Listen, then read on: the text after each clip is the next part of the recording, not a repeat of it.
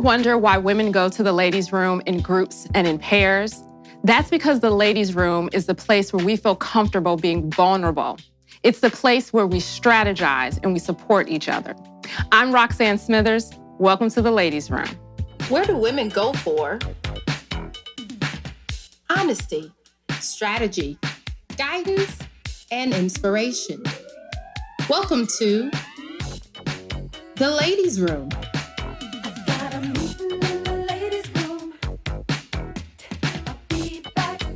Hosted by Roxann Smithers. So today, I am so excited to welcome in three amazing women, and we're going to be discussing authenticity, bringing your full self to the table.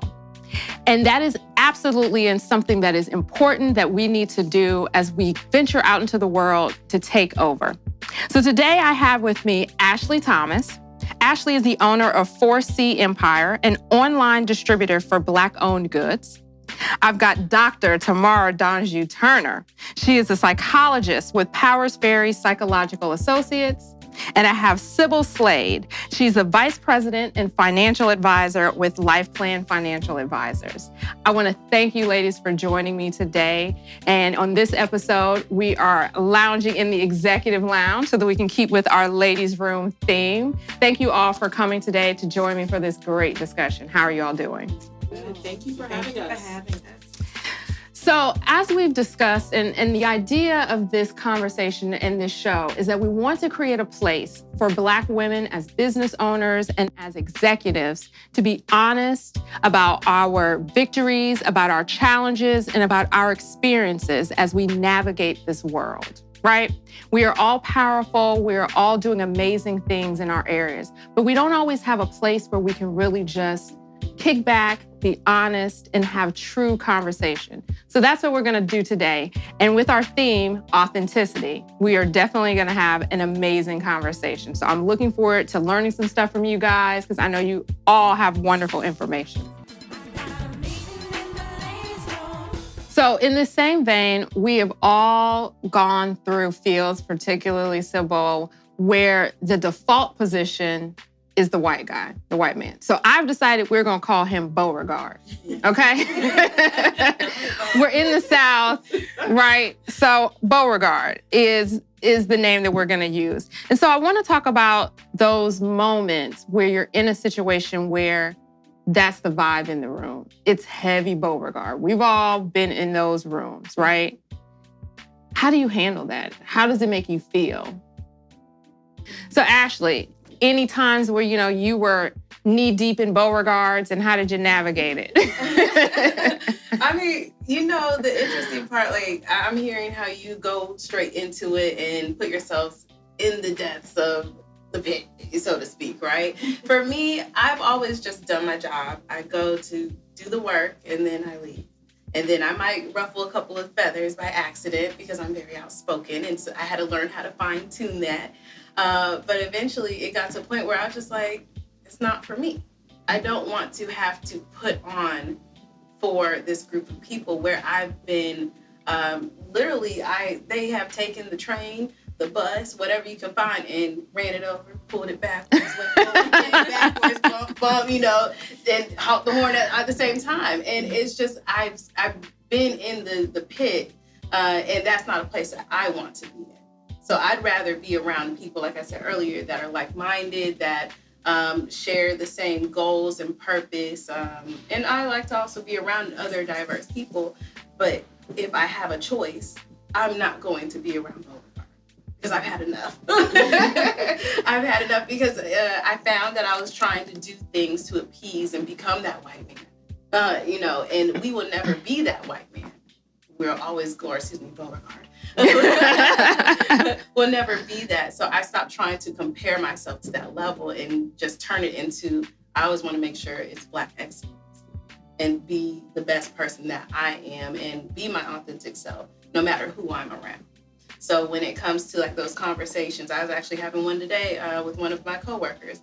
We're working on a project and of course it's Beauregard. And what do we talk about? Somehow we start talking about gardening.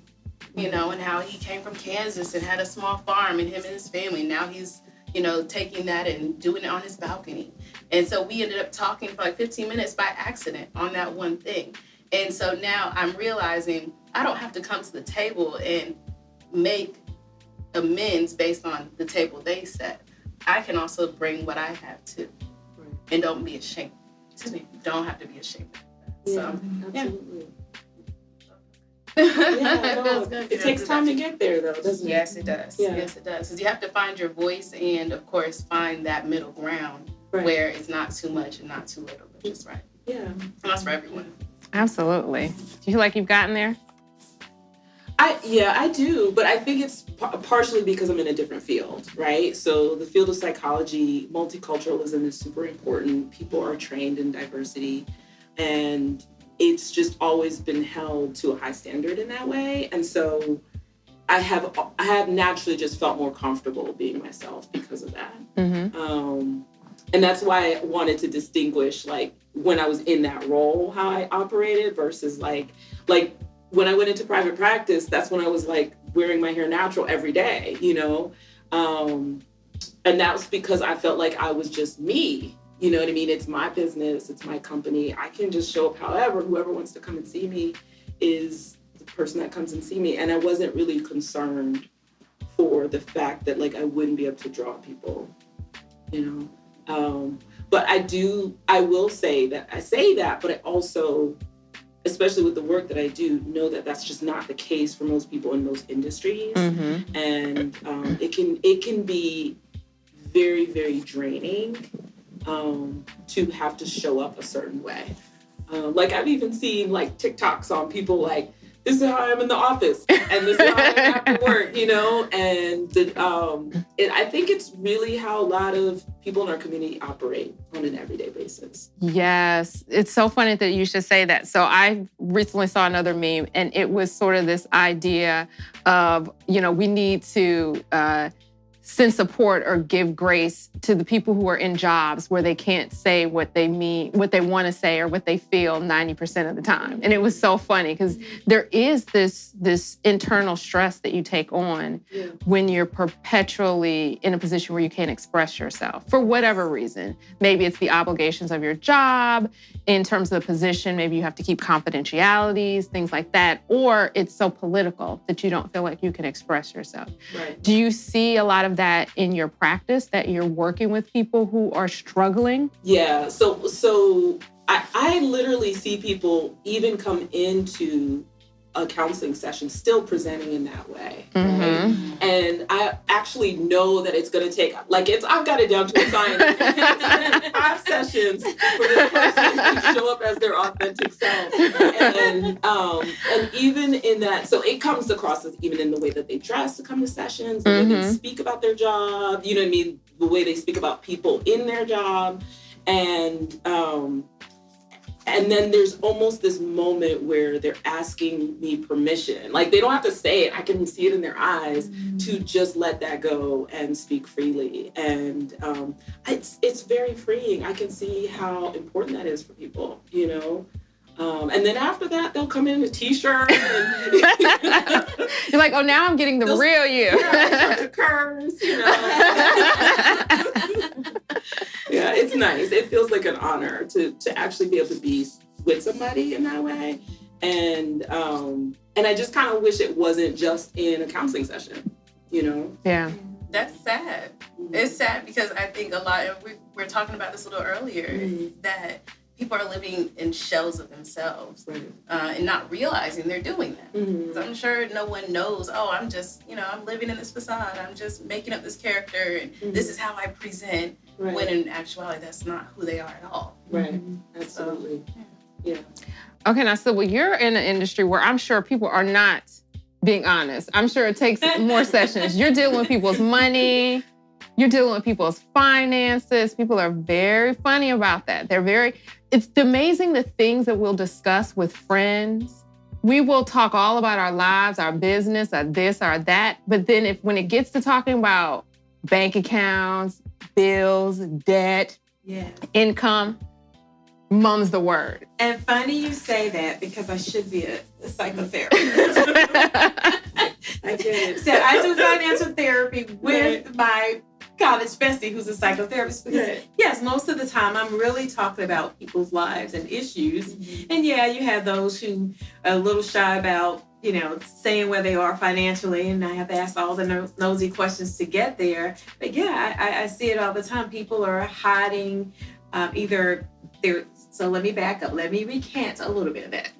There is distrust in our industry as a whole because you have, a lot of previous current events like the Madoffs and all of that. Yes. So you have to deal with that. But once people know that you care and you really care about them, they open up. And so that is why I have to spend a lot of time getting to know them, understand them, how they're thinking. And then if there are some things that happen in their past that creates this dichotomy around their relationship with money, why they behave as a spender or a super saver. And a lot of it stems from their childhood. So I have to go through all of that. So when you say I know how many steps, or they've been through a divorce, where they've lost a lot. So it's not just financial, but yeah, there's a lot of masks that go on, but there's a lot of scenarios to work through for sure, which keeps it interesting. Remember, I like to inspire people. Right. So to let them know there's a way out, that's what I do.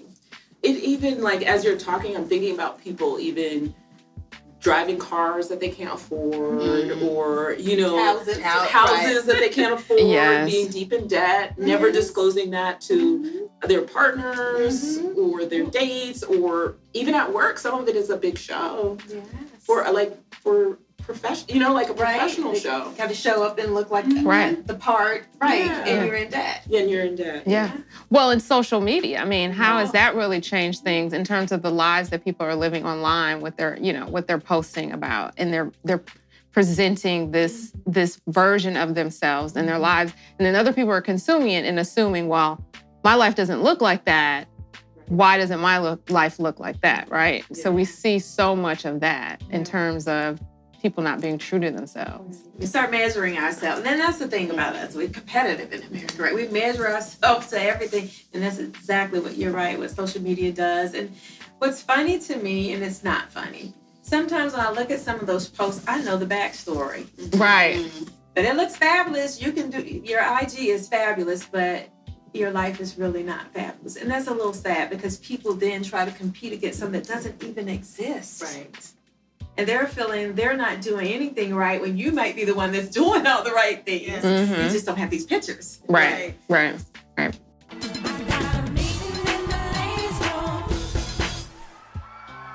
When I come into a room, whoever they have had experience with, they have already pegged me. They don't go under the hood to get to know me beyond this skin color, whatever perception they have had of a Black person. That is how I'm going to be judged, and that is how anybody else who comes after me is going to be judged. I agree with you. We don't get the same grace. Well, I just want to thank you ladies so much for this conversation. And where can folks find you? They're looking for you. So you can find me two ways. You can find me at sibylslade.com, or you can find me at lifeplanfin.com. All right.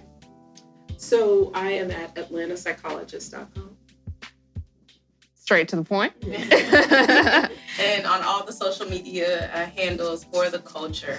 So it's the number 4 THECULTR for the culture. So that's Facebook, fortheculture.com, Instagram, Twitter, you name it. Thank you, ladies, so much. And I want to thank everyone for joining us in the ladies' room. You've gotten a little bit of a tidbit in what we do when the ladies hit that room and we strategize together. And we look forward to inviting you back to the ladies' room.